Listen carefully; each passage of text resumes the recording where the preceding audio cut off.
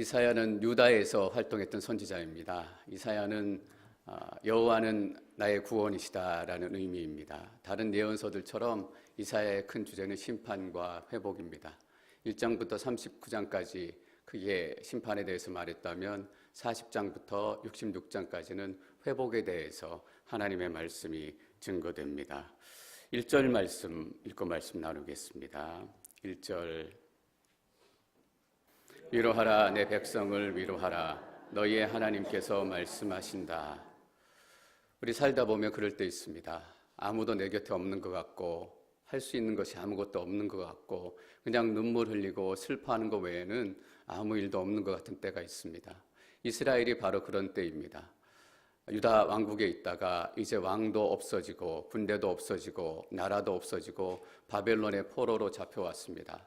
그래도 왕이라도 좀 있으면 기회를 봐서 한번 모아가지고 도전이나 해볼 텐데 이끌어줄 지도자도 없습니다. 그리고 군대도 없고 절망 속에 있습니다. 다시 일어나서 바벨론에 대적한다는 것, 다시 고향 땅으로 돌아가고 이전 모습으로 돌아간다는 것은 그냥 꿈속에서나 그려볼 만한 그런 일입니다. 그럴 때 하나님의 위로의 말씀이 선포됩니다. 위로하라 내 백성을 위로하라. 이 위로의 말씀이 여러분의 삶 가운데도 동일하게 증거가 되고 능력되시기를 축원합니다. 아무도 없을지라도 하나님의 말씀, 하나님의 사랑이 여러분에게 증거될 줄 믿습니다. 위로하라. 이스라엘 백성이 갑자기 좋아졌고 갑자기 괜찮아졌다 이런 말들은 없습니다. 그냥 39장까지 심판에서 선포되다가 40장에서 갑자기 위로하라 내 백성을 위로하라 하나님의 위로가 임합니다. 왜 하나님의 위로의 말씀이 임할까? 이유는 한 가지입니다. 하나님의 백성이기 때문입니다. 내 아들이기 때문입니다. 잘나서 그런 것도 아니고 갑자기 괜찮아져서 그런 것도 아니고 하나님의 백성이기 때문에 하나님께서 위로하기를 원하시는 것입니다. 여러분, 만약에 아들이 공부 잘해야만 사랑할 수 있다면 그건 이상한 부모일 겁니다. 공부 못해도 사랑하고 공부 잘해도 사랑하고 사랑하는 내 아들이 공부 잘하니까 더 기쁜 거예요. 하나님의 아들이고 하나님의 백성이기 때문에 하나님께서 위로하기를 원하시는 것입니다. 그러니까 우리는 뭐 더 이루려고 하지 말고 더 많이 가지려고 하지 말고 그냥 하나님의 아들 되는 이 관계만 누리면 되는 거예요. 아이들이 학교에 돌아와서 가방 던지고 엄마 나 밥 줘 이렇게 얘기하잖아요. 밥은 먹기 위해서 막 열심히 땀 흘리지 않아요. 그냥 소리 한번 치면 되는 거예요. 근데 밥 얻어 먹기 위해서 열심히 땀 흘리는 사람들이 있었어요. 바알 제사장들이에요. 밥 얻어 먹기 위해서 몸에 피도 내고 칼도 내고 상처도 내고 그래야 자기들의 믿는 신이 감동해서 밥도 주고 쌀도 주고 떡도 주고 땅도 준다라고 생각했어요. 여러분, 기독교는 그런 거 아니에요. 열심히 해야만 하나님의 은혜 있는 종교 아니에요. 기독교는 어떤 종교냐 하면 우리가 하나님의 아들이기 때문에 하나님께서 우리를 사랑하시고 우리를 은혜 주시는 종교예요. 그래서 기독교는 종교라고 얘기할 수 없어요. 지난주 수요일 날도 말씀드렸지만 기독교는 종교가 아니라 관계예요. 내 아버지가 되시고 내가 하나님의 아들 되기 때문에 내가 당당하게 요청할 수 있는 거예요. 하나님께서 이스라엘 백성들에게 얘기하세요. 위로하라 내 백성을 위로하라. 내 백성이기 때문에 그래요. 그래서 1절에 내 백성이라고 얘기했는데 그 뒤에 보면 너희 하나님께서 말씀하신다. 너희 하나님이라고 얘기했는데 3절에 보면 또 뭐라고 되어 있냐면 우리의 하나님께서라고 얘기하는 거예요. 마치 서로 화답하듯이 하나님께서 내 백성이라고 부르니까 너희 하나님, 우리 하나님 이렇게 화답하는 거예요. 전 여러분들이 이렇게 화답할 수 있었으면 좋겠어요. 내 아들아 라고 불렀는데 그냥 눈만 껌뻑껌뻑 이렇게 있는 것이 아니라 내 아들아 라고 부를 때 예, 내 하나님, 예, 우리의 하나님, 앵커리지 온누리 교회 하나님 이렇게 외칠 수 있기를 축원합니다. 이게 아들과 아버지의 관계예요. 도망가지 않는 거예요. 내가 비록 잘한 일이 없지만 내가 쌓아놓은 것이 없지만 아버지가 부르면 그냥 머리 긁적거리고 가는 거예요. 위로하라 내 백성을 위로하라. 근데 여기서 재밌는 게 있어요. 당연히 이스라엘 백성들을 위로하라는 말씀이에요. 근데 이 말씀을 누구에게 하는 것일까? 내 백성을 위로하라고 누구에게 얘기하는 것일까? 물론 예언자인 이사야에게 얘기하시는 걸 거예요. 너 가서 이스라엘 백성들을 얘기하라. 근데 문장을 보면 주어가 복수형이에요. 너희들이 내 백성을 위로하라라는 거예요. 여러분, 여기서 너희들이 누굴까요? 여기서 너희들이 이사야뿐만 아니라 모든 나라, 모든 민족, 모든 백성들을 의미해요. 여러분, 하나님께서 우리를 위로하기로 작정하시면 사람들을 들어서 위로하실 뿐만 아니라 이 땅의 모든 것들을 다 들어서 위로하시는 거예요. 그게 하나님의 위로예요. 그래서 하나님의 위로는 약속이에요. 저 들풀도 입히시고 저 새들도 먹이시는데 나를 입히시지 않겠느냐? 하나님의 위로가 임하기 시작하면 저 들풀이 갑자기 하나님의 은혜로 내게 보여지는 거예요. 저 날아가는 새가 하나님의 은혜의 말씀으로 나에게 오는 거예요. 여러분, 하나님께서 은혜 주시기로 생각하고 위로하시기로 생각하면 그냥 이사야를 통해서만 말씀하지 않으세요. 늘 우리가 기도할게요, 그런 얘기해요. 근데 하나님의 위로가 임하기 시작하면 지나가면서 어떤 집사님이 나한테 내 같이 기도할게요 라는 이 한마디가 얼마나 큰 위로가 될지 모르겠어요. 그전엔 그 말이 그냥 형식적으로 들렸어요. 근데 하나님께서 위로하기로 작정하시니까 내가 함께 기도할게 집사님, 이 한마디가 너무너무 큰 위로가 되는 거예요. 하나님, 제가 혼자가 아니에요.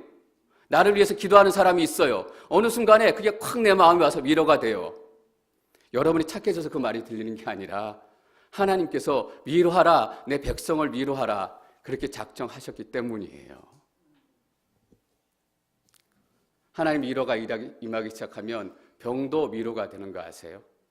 그전에는 아픈 것 때문에 속상하고 불평이 됐어요.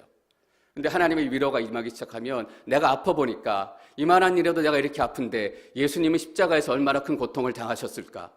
그렇다면 왜 죽어야 하셨을까? 하나님의 위로가 임하기 시작하면 내 병도 은혜가 된다니까요. 그걸 통해서 예수님을 만나게 돼요. 여러분, 그래서 내 병을 통해서 하나님을 보면 하나님이 무능력해 보여요. 하나님, 내 병 못 고치시나 보다. 내 병을 통해서 하나님 보면 하나님이 나한테 관심 없는 것 같아요. 왜 내 병 안 고쳐주시지? 네, 하나님 통해서, 하나님 말씀 통해서, 위로를 통해서 우리의 병을 보면 우리의 병이 달라져 보여요. 예수님께서 이거보다 더 큰 고통을 당하셨구나. 그래서 나를 구원하셨구나. 십자가가 무엇인가? 예수님의 죽음이 무엇인가? 도대체 내 죄가 얼마나 크길래 예수님께서 고통 가운데 죽으셔야 했단 말인가? 하나님께서 여러분들 위로하기 원하세요. 제가 코털 목사님 한번 예화 들려드렸잖아요. 삐져나온 코털도 그 목회의 위로가 되고 격려가 되는 거예요. 왜냐하면 하나님께서 위로하기로 작정하셨기 때문에. 여러분 기억하시기 바랍니다. 하나님께서 위로하시면 반드시 여러분 삶 가운데 그 위로의 능력이 나타날 줄 믿습니다. 2절 말씀 읽겠습니다. 2절 시작. 예루살렘의 마음을 위로하며 말하라.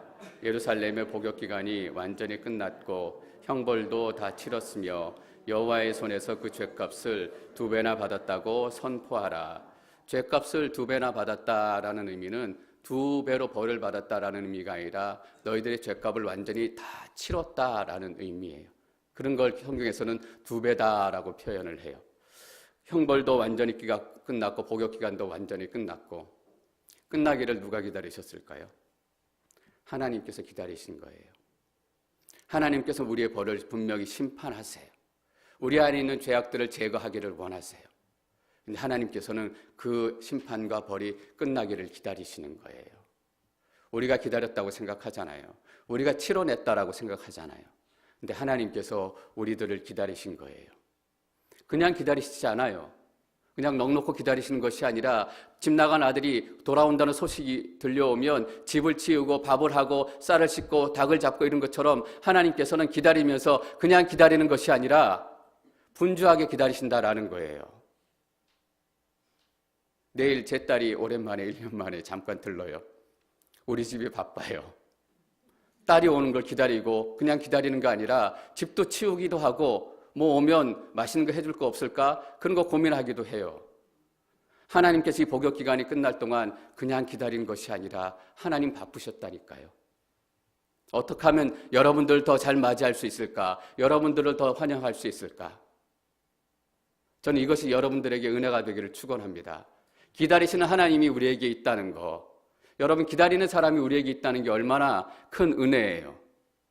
그 하나님께서 지금까지 여러분들을 기다리시고 또한 우리들을 기다리셨습니다. 2절 말씀을 이렇게 시작합니다. 예루살렘의 마음을 위로하며 말하라. 앞에는 내 백성이라고 표현했는데 2절에는 예루살렘의 마음이라고 표현을 했어요.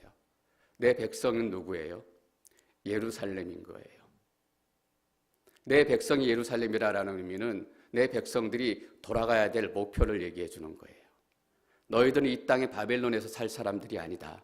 아무리 이 바벨론 땅이 찬란하고 살기 좋게 변할지라도 너희는 바벨론에서 머물러서 안 되고 예루살렘으로 돌아가야 한다라는 그 삶의 방향과 목표를 주시는 거예요. 여러분들이 돌아갈 곳은 어디예요? 예루살렘이에요. 그냥 지리적으로 예루살렘을 의미하는 거 아니잖아요.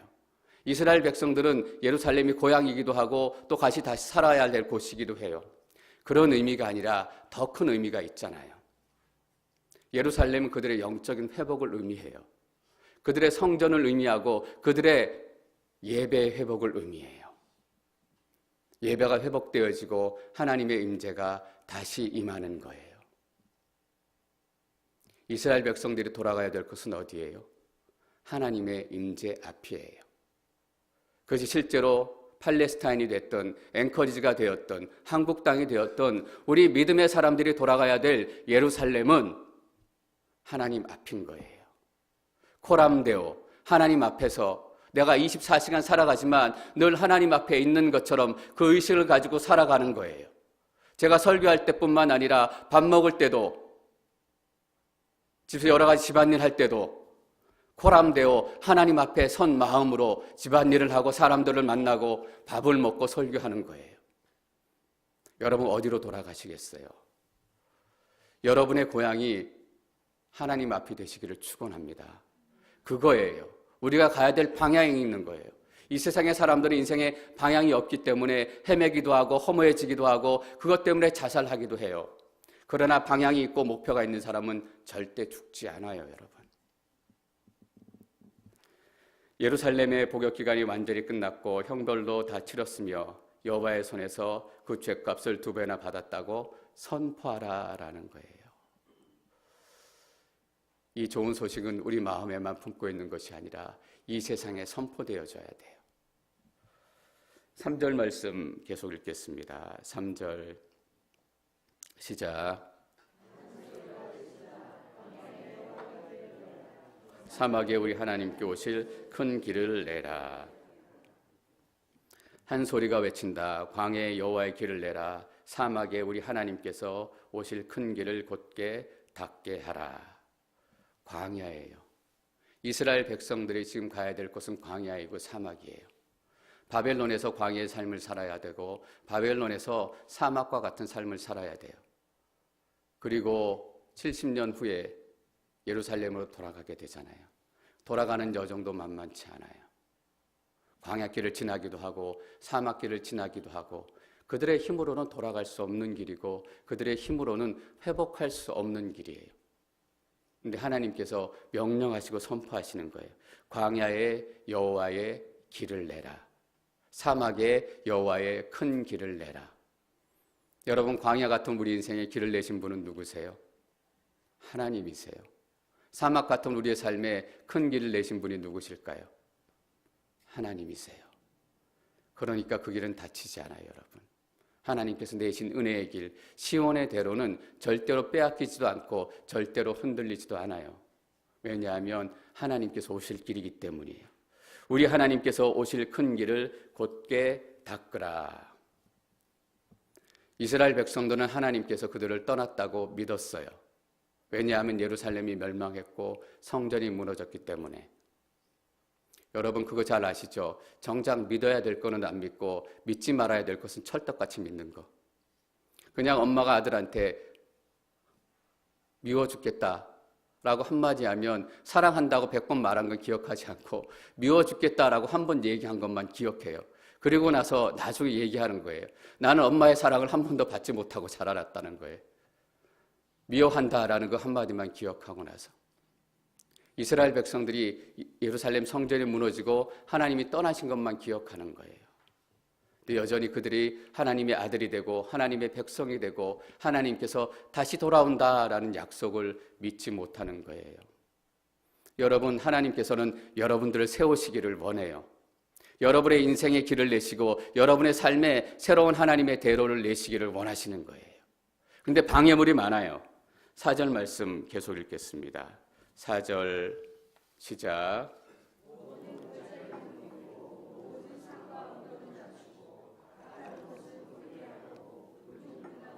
평지로 만들어라.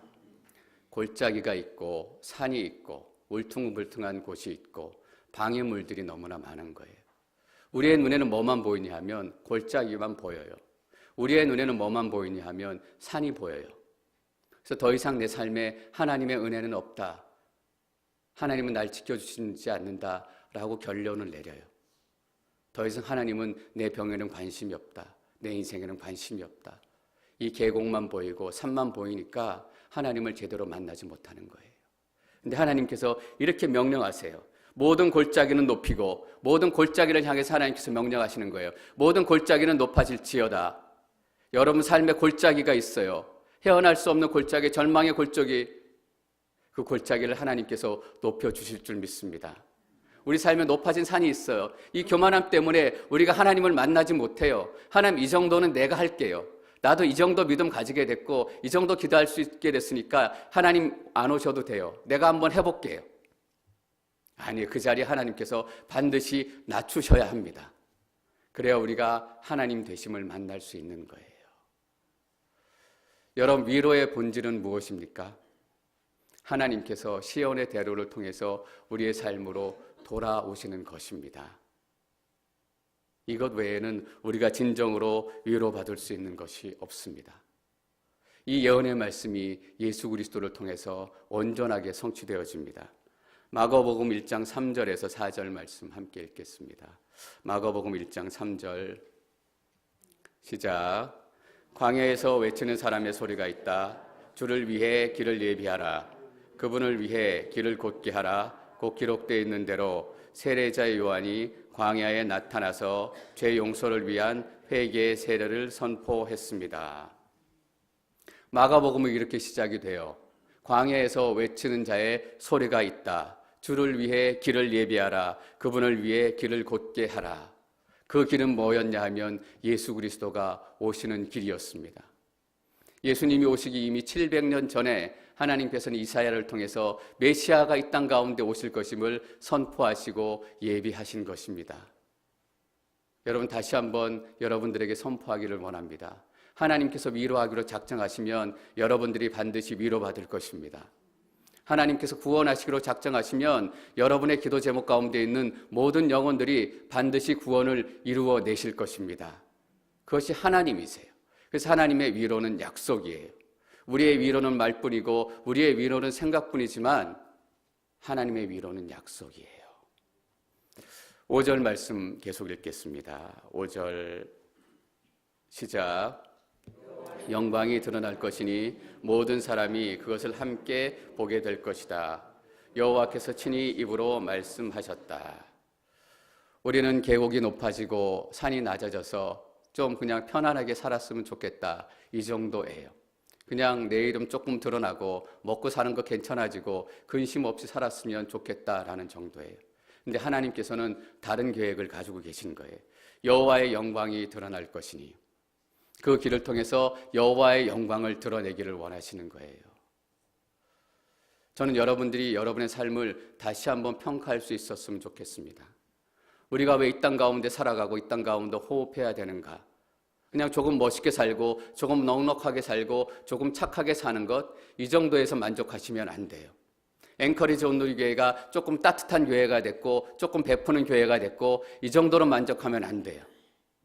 우리의 인생을 통해서 하나님의 영광이 드러나야 된다라는 거예요. 하나님의 영광은 뭐예요? 하나님의 임재고 하나님의 능력이에요. 하나님의 영광은 우리와 다른 것이에요. 보세요. 여호와의 영광이 드러날 것이니 모든 사람이 그것을 함께 보게 될 것이다. 이스라엘의 여호와의 영광이 떠나는 걸 모든 사람이 함께 봤어요.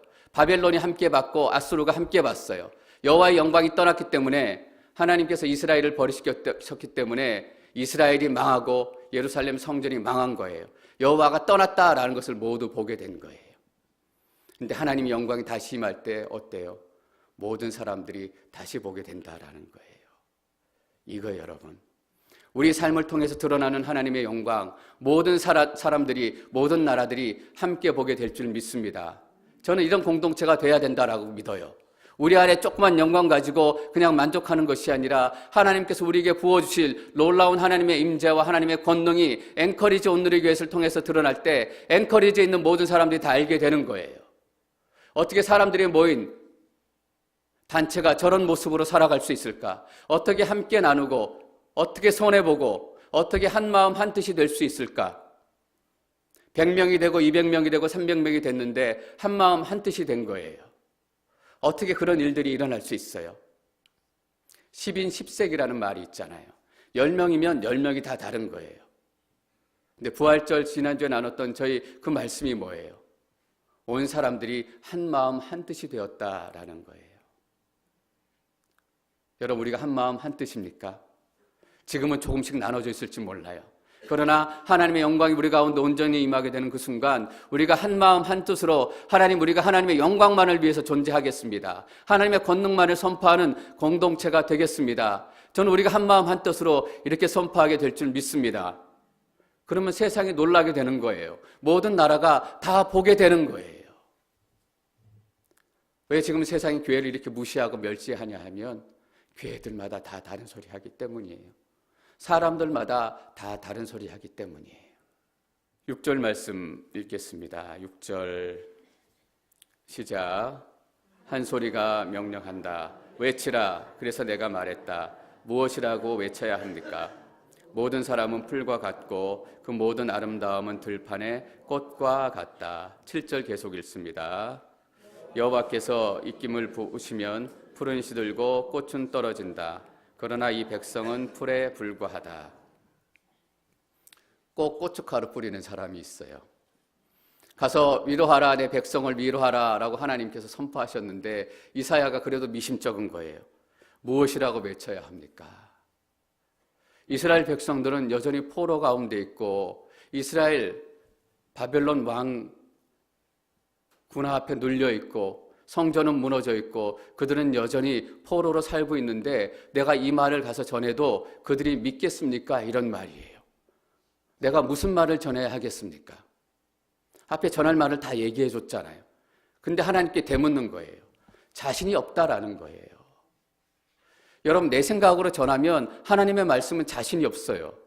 당신의 병은 떠나갈 것입니다. 내가 뭐라고 떠나간다라고 선포해요? 하나님의 마음, 하나님신 마음이 아니면 그렇게 선포할 수 없어요. 우리 앵커리지 온누리 교회가 한 마음 한 뜻이 될 것입니다. 제가 어떻게 이 말을 선포할 수 있어요? 하나님께서 이 마음을 주셨을 때 제가 하나님 앞에서 이렇게 묻게 될 거예요. 하나님, 무엇이라고 외쳐야 합니까? 그러니까 하나님께서 이렇게 대답하시는 거예요. 모든 사람은 풀과 같고 그 모든 아름다움은 들판의 꽃과 같다. 여호와의 입김이 부시면 풀은 시들고 꽃은 떨어진다. 이 백성은 풀에 불과하다. 두 가지 메시지예요. 첫 번째는 주제 파악하라는 거예요. 언제는 너네가 힘이 있어가지고 너네가 강한 나라가 됐고 너네가 은혜를 입었냐라는 거예요. 너희가 지금 포로가 돼서 왕도 없고 군사도 없고 그래서 이 포로를 벗어나지 못한다고 얘기하지. 너희가 언제 군사가 있어서 너희가 강성한 나라를 이뤘냐? 너희가 기도 열심히 해서 너희가 은혜를 얻었냐? 하나님께서 이렇게 얘기하시는 거예요. 너희는 시들은 풀과 같고 떨어질 꽃과 같은 한 작은 인생에 불과하다라는 거예요. 주제 파악 좀 해라. 너희들 훌륭해서 앵커리지 온누리 교회 이렇게 된지 알았느냐? 하나님께서 이렇게 얘기하시는 거예요. 우리는 풀들이 모여있는 풀밭에 지나지 않아요. 이 풀밭에 하나님의 은혜가 임하기 시작하니까 하나님께서 입히시고 먹이시고 이런 역사가 나타나는 거예요. 저는 여러분이 하나님 말씀으로 인해 주제 파악하시기를 축원합니다. 우리가 어떤 존재인지 알아야 돼요. 나는 정말 별볼로 없는 존재고 내가 어떤 능력이 있고 잘 돼서 하나님의 은혜를 받은 것이 아니라 그냥 아들 삼아 주셨기에 내가 은혜를 입은 것이다. 그러니까 내가 왕이 없을지라도 군대가 없을지라도 하나님께서 그 권능의 팔을 높이 드시면 내가 이 포로 생활에서 벗어날 수 있는 거예요. 지금 여러분의 힘으로는 여러분의 상황을 바꿀 수 없죠. 여러분의 능력으로는 여러분의 절망에 이 상황들을 이겨낼 수 없죠. 당연한 거예요. 여러분의 힘으로 이겨낼 수 있다라고 생각하면 아직 멀은 거예요, 여러분. 주제 파악이 시작되면 진짜 하나님의 은혜가 임하기 시작하는 거예요. 두 번째는 뭐냐 하면 상황 파악을 해라는 거예요. 이 백성들은 시들을 풀과 같고 떨어질 꽃과 같다는 거예요.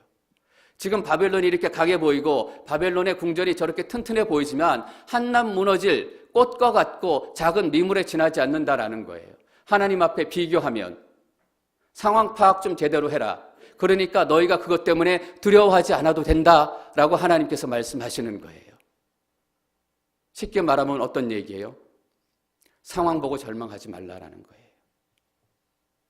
아니에요. 반대로 얘기하면 이런 얘기가 될지도 모르겠어요.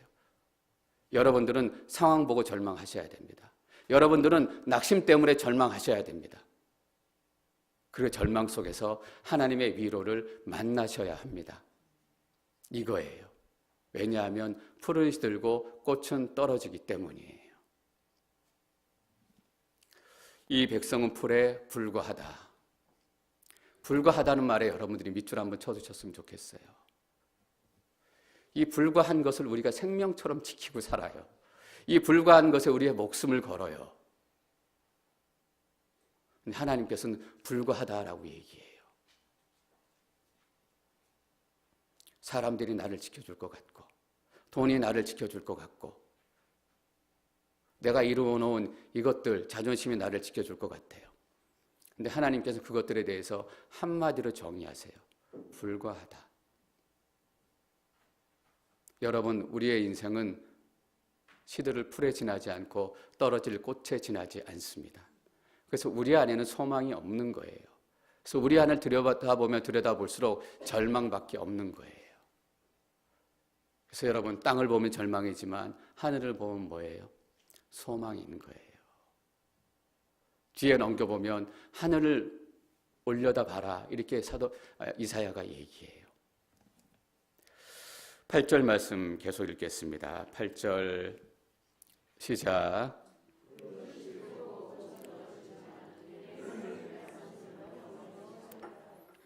풀은 시들고 꽃은 떨어지지만 인생은 연약하고 사람들의 약속의 말들은 다 떨어지고 살아 없어지지만 하나님의 말씀은 영원히 서 있다.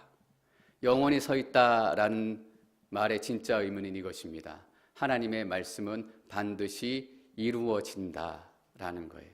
오래 서 있다라는 그런 오래의 의미가 아니에요. 여기서 영원이라는 말은 이루어지지 않을 때가 없다라는 거예요. 하나님의 위로는 여러분 삶 가운데 반드시 이루어질 줄 믿습니다. 이것이 하나님의 약속이에요. 우리의 상황을 보고 절망하는 그 순간 하나님의 위로가 여러분 가운데 시작될 줄 믿습니다. 이것은 절망이 아니라 저주가 아니라 축복의 시작입니다. 하나님의 말씀은 영원히 설 것입니다. 이것이 여러분들에게도 동일한 약속의 말씀 되기를 축원합니다.